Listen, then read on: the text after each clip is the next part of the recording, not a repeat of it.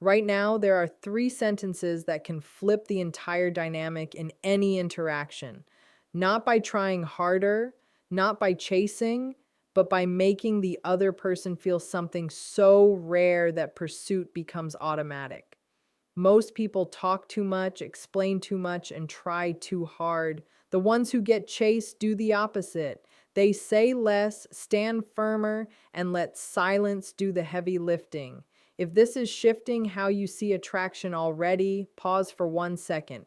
Hit like, subscribe, and stay connected because what comes next will completely change how people respond to your presence. The first forbidden phrase, I like that, but I move slow, is deceptively simple, yet it carries an immense psychological weight that most people completely overlook. When spoken with calm authority, it immediately communicates interest, but interest that is measured, deliberate, and entirely self directed. In human interactions, especially those involving attraction, the chase is rarely about raw desire. It is about perceived value and control over one's own attention. By saying this phrase, a subtle but powerful boundary is established.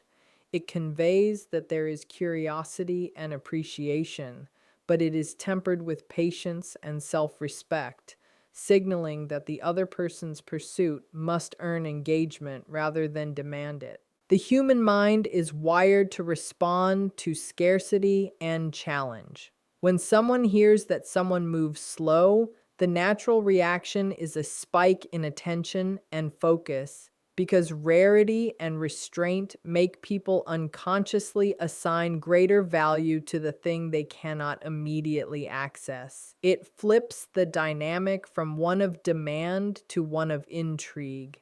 This is why the phrase is considered forbidden. It defies the conventional approach of trying to appear eager or available, which most people fall into, thinking it accelerates connection. Instead, it generates tension, curiosity, and pursuit, all without saying anything forceful or aggressive. The but in the sentence is the pivot point. It softens the message so it is not rejection, yet it establishes the rules of engagement. The brain of the listener immediately starts to process this boundary. It calculates the effort required to match the pace, to meet the interest, and to earn more attention, creating a subconscious pull toward the speaker. Timing and delivery are critical. Said too casually, it loses its magnetic effect. Said with the right tone, steady, confident, and unhurried, it becomes almost hypnotic in its ability to shift perception. The phrase communicates self-possession, control, and value all in one breath, making it the first and most foundational tool in creating a dynamic where pursuit is generated naturally, without manipulation, pressure, or overt charm, simply by the strategic framing of interest coupled with deliberate restraint. The second forbidden phrase, I'm selective with my energy, operates on a deeper level than most realize because it subtly flips the social hierarchy without ever appearing aggressive or arrogant. At first glance, it seems like a simple statement about personal boundaries, but psychologically, it communicates value, scarcity, and choice in a single concise sentence. When someone hears that energy is selective, their mind instantly registers that attention, time, or emotional investment is not automatic. It is earned. This triggers a natural response, the pursuit instinct. The human brain is wired to chase what appears rare or exclusive, and when access is limited, desire increases. The beauty of this phrase is that it does not demand anything from the other person. It simply frames the speaker as someone with standards, someone who decides how and with whom they engage. It implies confidence and independence, which are inherently magnetic qualities because they suggest that the speaker's world does not revolve around the listener. Instead, the listener must navigate the speaker's space, effort, and attention to earn connection. Unlike conventional tactics that rely on flattery, eagerness, or over-communication, this phrase works silently to reposition the dynamic. It shifts the energy from trying to impress to being intriguing by default, because now every interaction is filtered through the lens of choice and discretion. Delivery matters immensely. It must be stated calmly, with a tone that is steady, composed, and unapologetic. There is no hesitation, no over-explaining, and no defensiveness, just an assertion of self-directed energy. The listener's subconscious begins to value the interaction more because it senses that it is not freely given, and the act of earning attention becomes psychologically rewarding. This phrase is forbidden in the sense that it contradicts the common approach of trying too hard to maintain interest, a mistake almost everyone makes. Instead of chasing validation or approval, it positions the speaker as the gatekeeper of their own energy, which paradoxically makes the other person want to give more effort, to prove worthiness, and to naturally pursue, all while the speaker remains calm, composed, and entirely in control of the dynamic.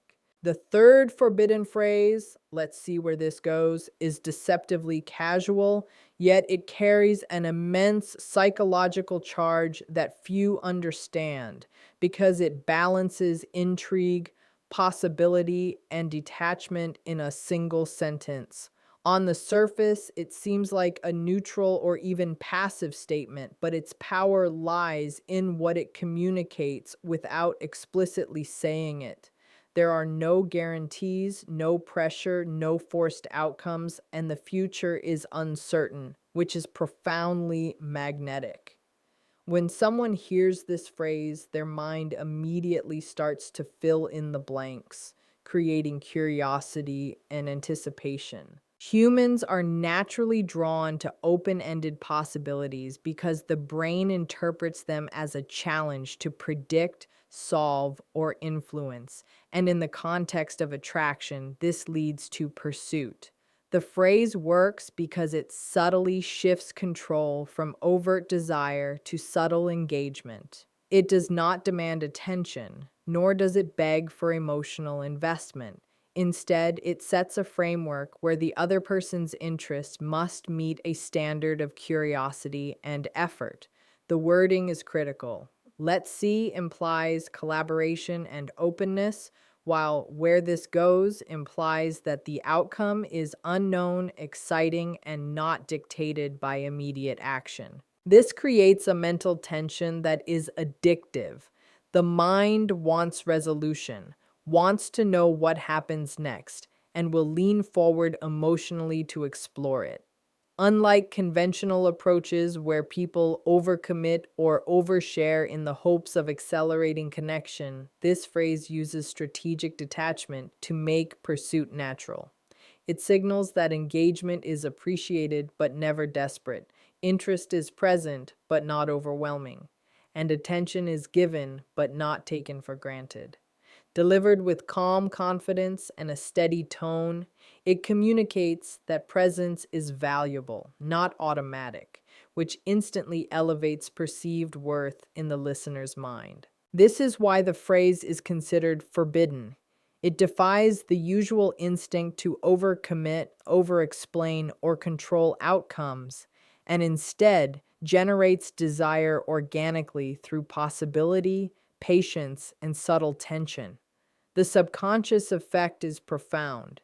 Anticipation builds, curiosity spikes, and the pursuit instinct activates, all without any overt manipulation, because attraction is being created by the strategic absence of control, rather than the presence of effort. The fourth key principle behind using forbidden phrases is that attraction is more about positioning than persuasion.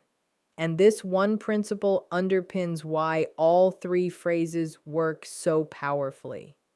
Most people approach interactions with the mindset that they must impress, explain, or justify themselves to earn attention or desire, but in reality, attraction is triggered when someone unconsciously recognizes value, independence, and control in another person. Every word, every pause, and every phrase contributes to the frame being set, whether it's realized or not.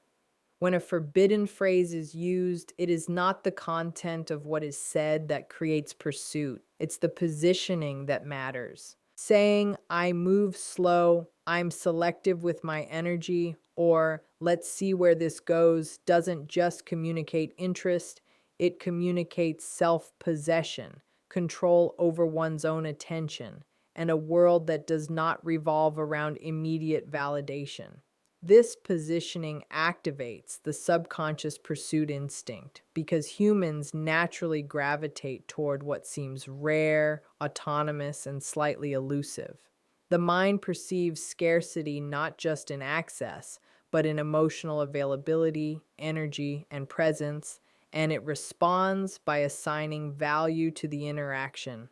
The forbidden phrases work because they consistently set the speaker in a position of choice, subtly signaling that engagement is not given automatically, but earned. This creates tension and curiosity, the exact psychological levers that generate attraction, without appearing manipulative or aggressive. In contrast, most communication mistakes come from overexposure, eagerness, or explaining too much, which erodes perceived value and shifts the dynamic from intrigue to obligation. The positioning principle also highlights why tone, timing, and delivery are crucial. It is not only what is said, but how it is said that maintains the frame. The speaker must remain calm, steady, and confident, conveying that interest exists, but that they operate on their own terms. In this way, forbidden phrases function as tools of subtle influence, creating a magnetic dynamic where desire is naturally generated, not coerced, and pursuit arises organically because the listener subconsciously perceives that they must engage to uncover more, and in doing so, attraction is established without effort, persuasion, or overt charm. The fifth key principle centers on the idea that boundaries amplify desire. And this is a subtle truth that most people completely overlook.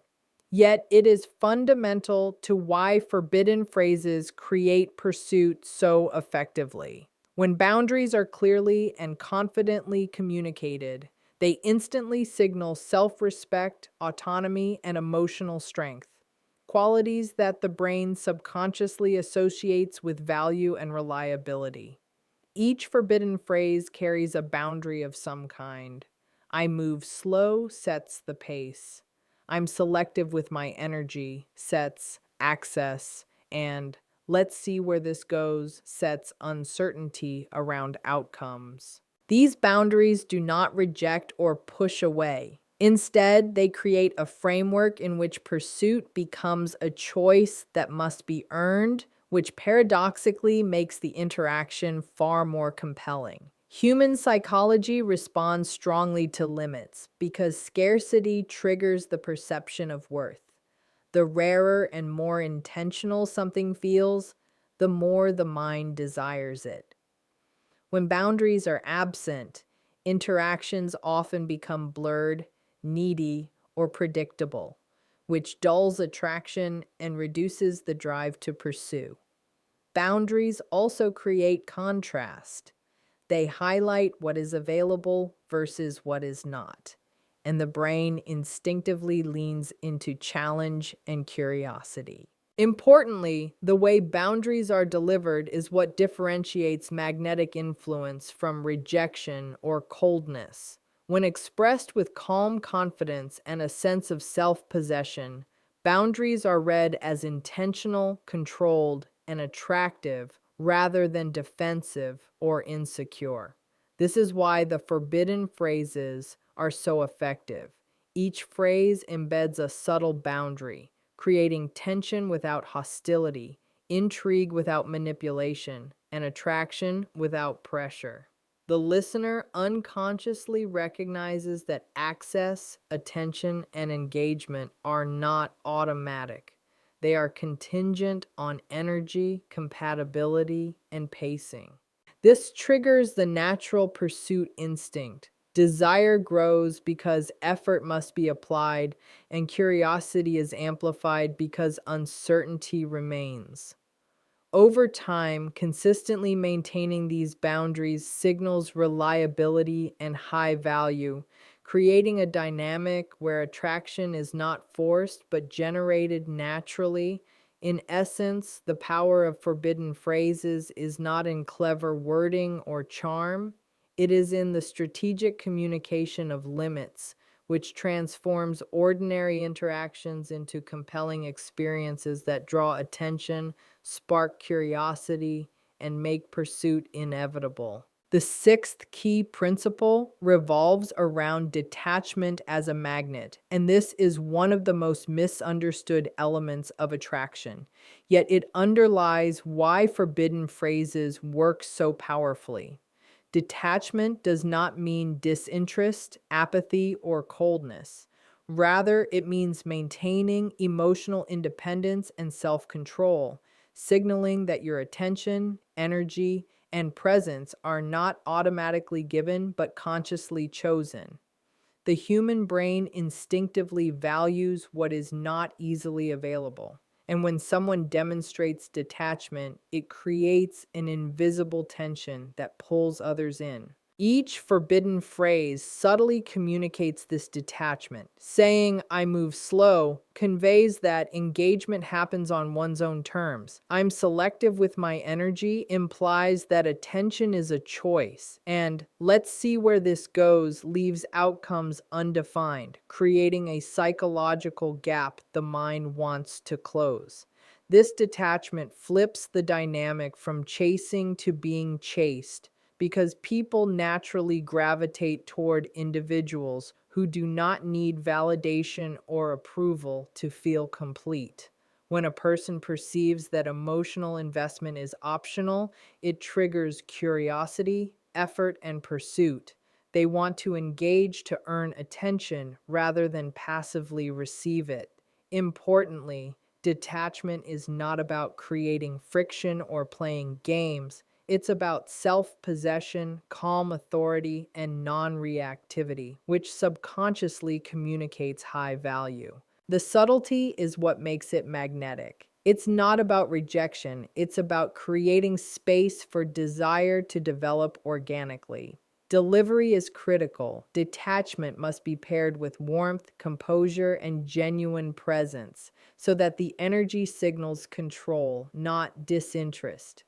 This is why forbidden phrases are so effective in activating attraction. They encode detachment within ordinary language, shifting the interaction from obligation to intrigue. The listener's mind unconsciously begins to lean forward, fill in the emotional gaps, and invest effort to engage, creating pursuit without manipulation or pressure. Detachment, when combined with strategic phrasing and calm authority, transforms ordinary conversations into dynamics where interest is generated naturally, desire builds organically, and the pursuit instinct is triggered effortlessly. All because independence has been clearly communicated without saying a word about need or expectation. The seventh key principle focuses on how subtle shifts in language control dynamics. And this is a cornerstone of why forbidden phrases are so effective in creating pursuit. Most people communicate in ways that reveal too much. They explain, justify, or overcommit in the hope of gaining attention or approval. This approach signals neediness and reduces perceived value, making attraction less likely. Forbidden phrases, on the other hand, work because they subtly adjust the power balance without aggression or overt manipulation. Each phrase communicates interest while simultaneously establishing control. "I move slow" sets the pace. I'm selective with my energy sets boundaries, and let's see where this goes sets uncertainty about outcomes. These small linguistic shifts do something remarkable. They signal that engagement must be earned, that attention is conditional, and that the speaker operates on their own terms. The mind of the listener unconsciously notices these shifts, and because humans are wired to respond to challenges and scarcity, these phrases trigger pursuit automatically. This is different from simply being assertive or confident. It is a strategic positioning of words to create a magnetic tension where curiosity and desire thrive. Subtlety is crucial. The phrases are short, calm, and deliberate, leaving space for the brain to interpret meaning and fill in the gaps. Over-explaining would destroy the effect, but leaving a sentence open-ended or slightly detached sparks the subconscious need to engage and understand. By controlling the language, the speaker indirectly controls the interaction, setting the frame that defines the emotional dynamic. The listener's mind begins to lean in, not because of charm or effort, but because the phrasing signals that value exists and must be approached thoughtfully. These shifts in communication create intrigue, heighten interest, and generate pursuit organically, which is why mastering the strategic use of language is more important than appearance, stories, or actions. Forbidden phrases are not just words, they are tools that shape perception, influence attention, and subtly guide behavior, proving that attraction is often a game of linguistic positioning rather than effort or persuasion. The eighth key principle is that framing dictates response, and this is the ultimate reason forbidden phrases create attraction so reliably. In any interaction, people do not respond to words in isolation. They respond to the frame those words establish.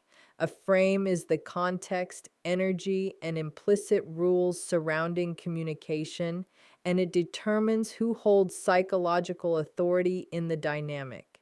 Forbidden phrases are powerful because each one instantly sets a specific frame. I move slow frames the interaction around controlled pacing. I'm selective with my energy frames engagement around choice and boundaries. And let's see where this goes frames the connection around uncertainty and curiosity. Once a frame is established, the mind of the listener instinctively interprets all subsequent behaviors through that lens, meaning the response is pre-shaped before any further words are spoken. This is why attraction